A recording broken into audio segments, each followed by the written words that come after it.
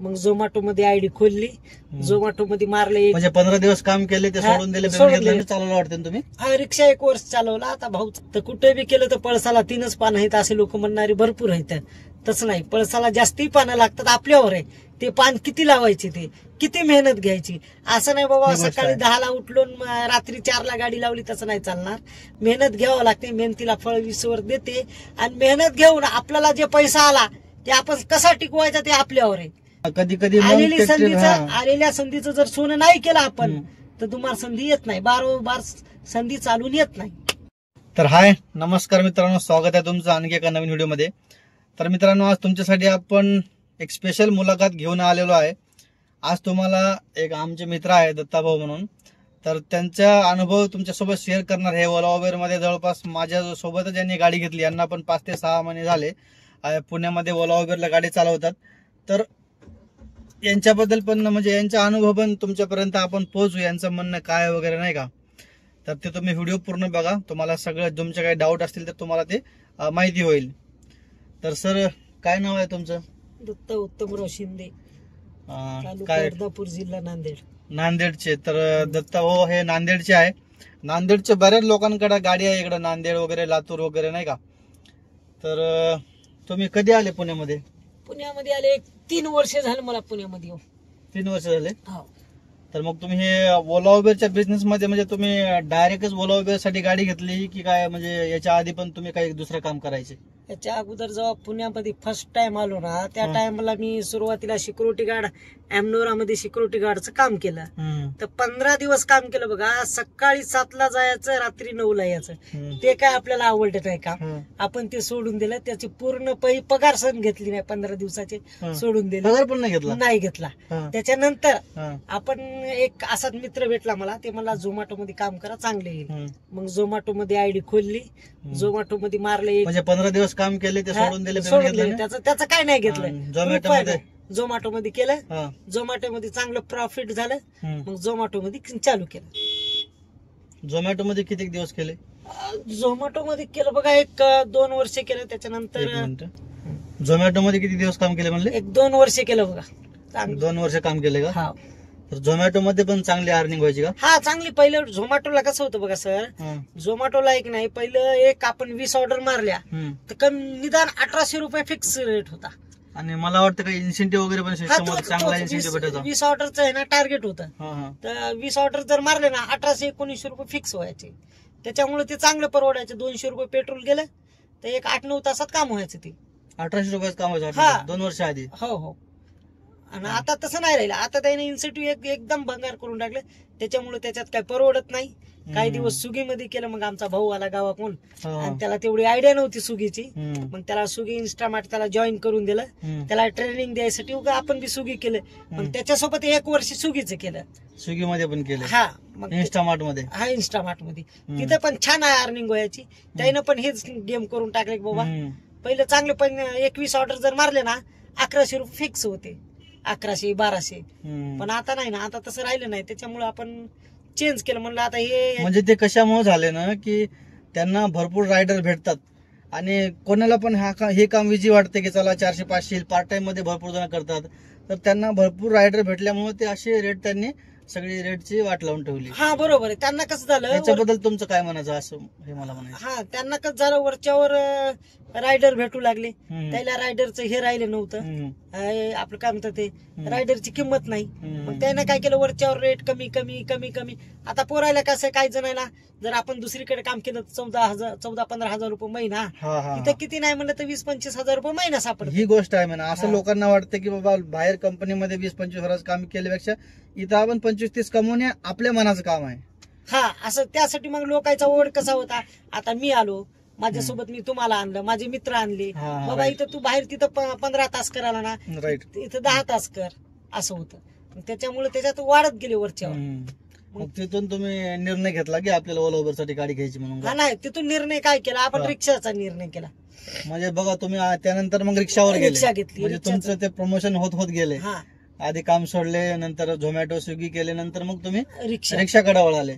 मग रिक्षा आता किती 1 वर्ष चालवलं वाटतं तुम्ही? हा, रिक्षा 1 वर्ष चालवला. आता भाऊ चालवतोय, भावाला दिली, आपण गाडी घेतली. रिक्षामध्ये कसं काय होतं अर्निंग वगैरे? रिक्षामध्ये कसं, म्हणजे रिक्षाबद्दल थोडी माहिती सांगा, म्हणजे आपल्या सबस्क्रायबर मित्रांना सगळं कळायला पाहिजे, माहिती नाही का? रिक्षामध्ये कसं आहे बघा मित्रांनो, रिक्षा मध्ये छान अर्निंग होते. आता हे उबेर कंपनी थोडं कमी देऊ लागली, उबेरने तर फार भंगारच करून सोडले, रेटचं सगळी रेट कमी देऊ लागली, त्याच्यामुळे थोडं कमी झालं. नाही तर जेव्हा आम्ही नवीन रिक्षा घेतलं ना, तेव्हा 1,500 2,000 कंपल्सरी होते. 2,000 कुठंच गेले नव्हते. 1800-1900 रुपये सहज होतात. आता पण रिक्षामध्ये 1500 रुपये सहज होतात, असं नाही होईना. 1500 रुपये होतात, फक्त माणूस मेहनती पाहिजे, करणार पाहिजे. असं नाही बाबा मी घरातून निघालून मला इकडली ऑर्डर नको तिकडली नाही, ते नाही चालणार. मी तेच म्हणतो नेहमी व्हिडिओ मध्ये, माणूस मेहनती पाहिजे तेव्हाच होते. नाहीतर गाडी घेतली, मस्त व्हिडिओ बनवला सेलिब्रेशनचा, नंतर गाडी चालवत नाही, कंटाळा करते, तर तसं जमत नाही. तसं नाही चालणार ना सर. कसं आहे आपल्याला मेहनत, बोला आपल्याला मेहनत केल्याशिवाय ईश्वर काय फळ देणार नाही. कुठलं बी देरी हरी पनगावरी देना गेलं तर बंबुऱ्या मारे, तसं काम नाहीये. कसं आहे आपल्याला भाऊचा स्वभाव असं म्हणजे नाही का, थोडा तडक फडक आहे, गावठी स्वभाव आहे आणि चांगला स्वभाव आहे. आमचा कंटिन्यू कॉल चालू असतो. तर आज आमची अचानक खराडीला भेट झाली, तर म्हणलं मुलाखत घेऊ. तर मग तुमचं रिक्षाला सगळं व्यवस्थित चालू होतं, मग तरी पण तुम्ही का प्लॅन केलं? कारण का माझा भाऊ तिकडे सुगीला होता ना, ते मला देखो ना गेले. कारण का तो एवढं मेहनत करायचं, एवढे आपल्याला नाही पडवत ना, त्याच्यासाठी त्याला मी रिक्षा दिला, आपण गाडी घेतली. असं त्यानं म्हणला मी रिक्षा चालवतो. मी म्हणलं बाबा तू गाडी चालव, मी रिक्षा चालवतो, त्याच्यात काय अडचण नाही, कोणी बी चालव. ते म्हणला नाही, म्हणला मी रिक्षा चालवतो, तू गाडी बघ. असं चालू आहे त्याचं. आता मग तुम्ही जे ओला उबेर साठी गाडी घेतली, ती गाडी कुठली घेतली तुम्ही? गाडी आपण बघा वॅगनर गाडी घेतली ओला उबेर. आणि ते वॅगनर ओला उबेर साठी गाडी घेतली, आणि तुम्ही त्यासाठी डाऊन पेमेंट वगैरे किती केले, तुम्हाला हप्ता किती आहे आणि किती वर्षासाठी तुम्हाला हप्ता आहे, त्याच्याबद्दल थोडी आपले मित्रांना सगळ्यांना माहिती पोहोचवा. आता आपण वॅगनर गाडी घेतली विमाननगर इथून, तर डाऊन पेमेंट आलं मित्रांनो 1,70,000 रुपये. 1,70,000 डाऊन पेमेंट केले. Down payment. तर आपल्याला हप्ता आला बघा 14,569 रुपये. 14,569. किती वर्षासाठी? 4 वर्षासाठी 48 हप्ते. 4 वर्षासाठी 14,569, 1,70,000 डाऊन पेमेंट केले. डाऊन पेमेंट केले. आणि ते पण सांगा, तुम्ही जे गाडी घेतली होती ना, तर ते नाही का, म्हणजे आपण जेव्हा शोरूम वरून गाडी घेतो आणि आफ्टर शोरूम जे आपल्याला जे त्यांच्याकडून वागणूक भेटते, म्हणजे या सरांच्या गाडीमध्ये नाही का थोडे म्हणजे प्रॉब्लेम आले होते, तर तशी त्यांच्याकडून म्हणजे नाही का मदत यांना भेटत नव्हती, थोडा त्रास झाला. त्याबद्दल थोडी माहिती द्या, काय गाडीमध्ये प्रॉब्लेम आले, म्हणजे शोरूम वाल्यांनी आधी तुम्हाला काय सांगितले प्रॉमिसेस, आणि नंतर त्यांनी काय व्यवस्थित बोलले नाही वगैरे? शोरूम वाले मित्रांनो, जोपर्यंत आपण गाडी घ्यायला जातो काय, तेव्हा एवढं गोड बोलतात की नाही, त्यांना गाडी कटवायची असते. जेव्हा आपल्या हातात गाडी येते काय, ते सर्व्हिस बरोबर नाही देत. त्याचं म्हणणं असते हे आमचं काम नाही. पण आपल्याला कसं आहे, आपण जिथून गाडी घेतली आपण त्याला जाऊन बोलणार ना बाबा. घेताना सगळं बोलते की हे सगळं आमच्याकडे राहील, घेतल्यानंतर म्हणतो माझा पण टायर फुटला होता तेव्हा सगळं काय म्हणले, सगळ्या इन्शुरन्स मध्ये कव्हर आहे. टायर फुटल्यानंतर म्हणले की हे आमच्या हातात काय नाही, हे तुमचं तुम्ही बघून घ्या, असं असते. तर यांच्या गाडीला पण ते काहीतरी इंजन लाईटचं येत होतं इंडिकेटर, तर ह्यांनी बरेच महिनाभर परेशान होते, पण त्यांनी फायनली सॉल्व्ह करून दिले. यांचं कसं, हे बोलणारे आहेत, असं चूप बसत नाही, बोलते आणि माणूस तडक फडक आहे, डेंजर माणूस आहे. तर यांनी बोलून ते त्यांच्याकडून शेवटी करून घेतले प्रॉब्लेम सॉल्व्ह. 1 रुपया न घेता त्यांचा तो प्रॉब्लेम सॉल्व्ह झालाय. तर हे जर कोणी गाडी घेत असेल तर ह्या गोष्टीवर पण लक्ष ठेवा, आधी सगळ्या गोष्टी क्लिअर करा, नंतरच पैसे वगैरे द्या. आणि दुसरी गोष्ट, जेव्हापर्यंत जे आपण इन्शुरन्स काढतो की नाही, ज्यावेळेस आपण कंपनीकडून इन्शुरन्स काढतो त्याची पूर्ण माहिती घेऊनच इन्शुरन्स करा कंपनीचं, नाही तर अन्यथा कंपनीचा इन्शुरन्स करू नका. कारण का कंपनीवाले आपण काय करतो, गाडी घेतो, ते म्हणतात इन्शुरन्स आम्ही करून देतो, पण त्या इन्शुरन्स काय कव्हर आहे काय नाही, ही आमची चुकी झाली बघा मित्रांनो. तर तुम्ही नका करू ते. तसं डिस्काउंट भेटते ना, काही पर्सेंटेज त्यांना भेटते, या कंपनीचं घ्या त्या कंपनीचं घ्या. कंपनी कुठल्या पण कंपनी देते आपल्याला काढून. कुठलं नाही, कुठली बजाज काहीतरी, कुठल्या पण कंपनी त्याच्याकडून त्यांना भेटते. प्रत्येक शोरूम वेगवेगळं असते, ज्यांना डिस्काउंट भेटते त्याच्याकडून. मला कुठल्या तरी दुसऱ्याच कंपनीज काढून दिले. म्हणजे शोरूमवर असेल काही. अच्छा, मग तुम्ही काय जानेवारी का फेब्रुवारी मध्ये गाडी घेतली ना? काय तेवढं आठवण नाही. माझ्या मागच गाडी घेतली तुम्ही. 4 हप्ते झाले मित्रांनो. यांची फेब्रुवारी मध्ये गाडी घेतलेली आहे, मी जानेवारी मध्ये 16 घेतली होती.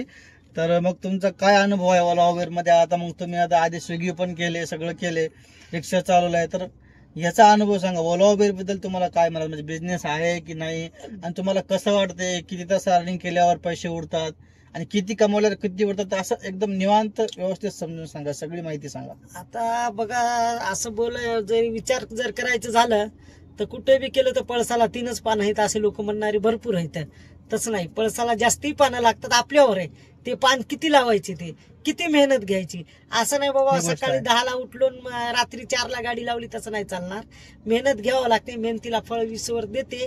आणि मेहनत घेऊन आपल्याला जे पैसा आला ते आपण कसा टिकवायचा ते आपल्यावर आहे. आपण पैसा आला उधळल्या चलो बार में चलो इधर असं नाही जमणार. हा point आहे. आपला पैसा कसा जमवायचा, कसा कुठे इन्व्हेस्ट करायचा याचं पण प्लॅनिंग करावं लागेल. आपल्याला पैसे तर रोजचे 3,000 3,500 मेहनत केल्यावर, मेहनत करणार गेल्यावर 1,000 रुपये बी येणार. बरं 1,000 रुपये बी येत नाही. हा, मेहनत केल्यावर येतात पैसे. असे आज मेहनत मी करावं कंटाळा लागतं. केलाय, 200 रुपये कमवले, सगळे आलोय वापस जाऊन झोपलो घरी. होत नाही. सरळ विषय आहे. ट्रिपा कम्प्लीट केल्या तरच पैसे येणार, नाहीतर येणार नाही. आणि या धंद्यात कसं आहे, बायका पोर म्हणलं की धंदा होत नाही. त्या बायका पोर सोडून द्यावं लागते, घर म्हणजे सोडून द्यावं लागते बघा. म्हणजे कसं होते, आपण आपली एखादी चांगली ट्रिप होते आणि त्याच्यामध्ये बायको फोन करते, म्हणजे त्यांना पण वाटतं की लवकर घरी आले पाहिजे, पण त्यांना ते कळत नाही. यांचं टार्गेट आहे, पैसे झाले नाही झाले, घरी या. मुलगी पण म्हणते, बायका पोरं म्हणते बाबा घरी या घरी या घरी या. तर ते मग मी तेच बोललो होतो काल व्हिडिओमध्ये, जर कोणाचं लग्न झालं नसेल तर त्याच्यासाठी खूप बेस्ट आहे. तो 15-16 तास पण गाडी वडू शकतो, नाही का. हा, तर म्हणजे तुमचं म्हणणं काय, म्हणजे मेहनत जर केली तर होते होते. तिला होते, मेहनत हा. करणं गेल्यावर काय नाही. नाहीतर मग गाडी घेतली, 15-16 हजार हप्ता आहे आणि मस्त टकाटक खटाखट असा व्हिडिओ बनवलाय, नंतर गाडी चालवतच नाही. म्हणजे कसं डायरेक्ट कोणी न विचार करतात, कुठलीच गोष्ट सगळ्यासाठी नसते आणि सगळीच गोष्ट सगळ्या जमतलं, नाही का. म्हणजे बरोबर आहे. ट्रॅफिक मध्ये सगळ्याला गाडी चालवून, आता तुम्ही नाही का आधी ह्या सरांचं काय ना, यांनी सिक्युरिटी मध्ये जमलं नाही, स्विगी मध्ये केले, झोमॅटो मध्ये केले, तर यांना थोडं ग्राउंडवर हिंडण्याची वगैरे, नाही का, म्हणजे रोडवर हिंडण्याची वगैरे यांना म्हणजे सवय होती आणि यांना माहिती होती थोडी, नाही का. तर ह्यांना लगेच ते जुळाले. आणि कोणी जर असं एखादं काही काम करत नसेल, मेहनतीचं काम कोणाला होत नसेल, पण हवाबाजीसाठी गाडी घेत असेल, तर मग ते डुबणार. नाही जमणार. मी तेच सांगतो नेहमी, बाबा कर्ज वगैरे काढून गाडी घेऊ नका. जर तुमच्याकडे असेल पैसे तर घ्या गाडी, नाही तर हा, मग ते कसं आहे बरोबर आहे. ना. कसं आणि आहे? रेटचं वगैरे कसं काय तुम्हाला त्याबद्दल सांगा, रेट वगैरे कसे काय येतात आधीपेक्षा. आणि तुम्ही कारण की रिक्षाला पण गाडी चालवली आणि आता ओला उबेरला पण तुम्ही चालता, रेट बद्दल थोडं बोला. रिक्षाला बघा उबेर 15 रुपयानं देतंय सध्याला. बरं हम्म, आता तर मीटरनं चालू आहे रिक्षावाल्याचं. हम्म, 15 रुपयानं देते तर रिक्षाला परवडते मित्रांनो. हम्म. रिक्षाला 15 रुपये हा रेट परवडते, असं नाही परवडत नाही म्हणून हम्म. परवडते. आपण कारण का 15 रुपये 16 रुपयानं बोलतो नॉन एसीनं, हम्म. तर रिक्षाला परवडते असं नाहीये. हम्म. पण रिक्षावाल्याचं म्हणणं कसं आहे, बाबा 18 रुपयानं द्यावं, त्याचे बरोबर गव्हर्नमेंट रेट आहे, त्याला 18 रुपयानं द्यायला पाहिजे. हम्म. पण आपल्यामुळं काय व्हायला बघा, रिक्षावाल्याचा घाटा व्हायला. कशामुळे घाटा व्हायला माहितीये का, आपले रेट कमी असल्यामुळं हम्म. रिक्षाची बुकिंग आपल्याला आहेत. हो. आणि जर आपल्याला आपलं- जे मिनीची गाडी आहे हा, हा. त्याला रिक्षाचा रेट भेटतोय. हा, पूर्ण याच्यात रिक्षावाल्याचा धंद्याचा पूर्ण लॉस आहे बघा मित्रांनो. हम्म. हे 4 व्हीलरला कसं आहे, जे कंपनी उबेर आहे ना, जे रिक्षाला रेट आहे ते आम्हाला देते. मग कस्टमर काय सोचते, बाबा रिक्षा करण्यापेक्षा 4 व्हीलर फोर व्हीलर मध्ये जाऊ, एसी चालल्या जाते. लावा, एसी म्हणते 2 वर हा. 3 वर. मग याच्यासाठी रिक्षावाल्याचा लॉस आपल्यामुळे आहे. तर त्या कंपनीला उबेरच्या माझं एवढं सांगणं आहे की बाबा हात जोडून आमचा रेट वाढव, त्या रिक्षावाल्याच्या पोटावर पाय देऊ नको, एवढं तुला हात जोडून सांगणं माझी विनंती आहे. हा, म्हणजे असं पण नका वाढू रेट की बाबा लोकांना पण पैसे कमवून आणायचे कुठून तरी, त्याला काय कुठून पैसे चोरून आणत नाही. असं पण एकदम रेट वाढवून देऊ नका आम्हाला 40-50 रुपये किलोमीटर, पण थोडंफार शोभल असा रेट द्या, जसं की आम्हाला परवडेल थोडं, नाही का. म्हणजे सीएनजी वगैरे मेंटेनन्स हे सगळा खर्च निघेल, त्या हिशोबाने रेट द्या, असं आमचं म्हणणं आहे. आणि काय होते ना, जे चिडियान गाडी आहे, जे डिझायर गाडी आहे, हा, हा. त्याला हे मिनीचा रेट भेटतोय, हो बरोबर आहे. आपल्याला रिक्षाचा रेट भेटतो मिनीवाल्याला. बरोबर, आणि जी हे मोठी गाडी जी आहे ना, इलेक्ट्रिक वगैरे हा, त्याला एक्सेलचे, सिडानचा. त्यांना शिड्यांचे भाडे भेटते. हा, ही असं. ग्राउंड वरची रियालिटी आहे मित्रांनो. हा, बरोबर आहे. तर हे असं जर तुम्हाला रेट चालेल. आणि ट्रॅफिक बद्दल आणखी थोडं बोला.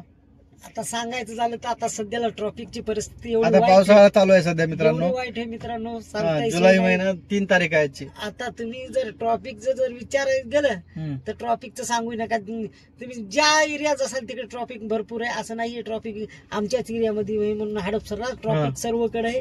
ट्रॉफिक आहे, ट्रॉफिक सध्याला, कारण काही हडपसरला आहे सध्याला आहे. आता इथून पुढचं तर काय सांगू शकणार, सध्याला तर भरपूर ट्रॉफिक आहे याच्यामुळे, पावसामुळे. तर इथून पुढे काय होईल तर माहिती नाही, हा पण ना, सध्या तर ट्रॅफिक मध्ये गाडी चालवायला कंटाळा येतो का नाही. आता येतंय कंटाळा येणार असं नाही, कंटाळा येणारच आहे. कारण का पाय दुखतात, हे दुखतंय, कंटिन्यू ब्रेक क्लच करावं लागते असं आहे. त्याच्यामुळे तर आता काही इलाज नाही, आपण घेतली गाडी तर चालवावंच लागणार. चालवायला लागते. हा, एकदा तुम्ही गाडी घेतली हा. तर तुम्हाला त्याचे हप्ते भरणंच आहेत. तुम्ही कुठूनही भरा.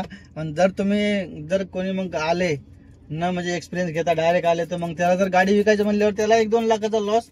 नाही नाही, ते नाही परवडणार मित्रांनो. गाडी जर घ्यायची असेल तर तुम्हाला पूर्ण कंटिन्यू जीवाचं रान करून जर घेण्याची हे असेल हिंमत तरच गाडी घ्या, नाही तर नका. म्हणजे तुम्हाला सगळ्या गोष्टीला त्याग द्यावा लागेल. कधी हा. कधी तुम्हाला झोप पण म्हणजे झोपेची आवड असेल तर झोप कमी घ्यावा लागेल. कधी कधी तुम्हाला उपाशी राहावं लागेल. एखादी चांगली बुकिंग आली तर ते कम्प्लीट करावं लागेल, नाही तर तुम्ही ती सोडली तर तुमची समोरची अर्निंग होणार नाही. म्हणजे ह्या सगळ्या गोष्टी कराव्या लागतील. माझा परवाच्या दिवसाचाच एक तुम्हाला किस्सा सांगतो. हा, सांगा की. आता मी घरून निघालो 7ला. 7ला निघालो घरून. फक्त चहा पिला. मी बिस्किट पण खात नाही घरी. चहा पिला, आलो अॅमनोरातून ट्रिप घेतली बानेरला.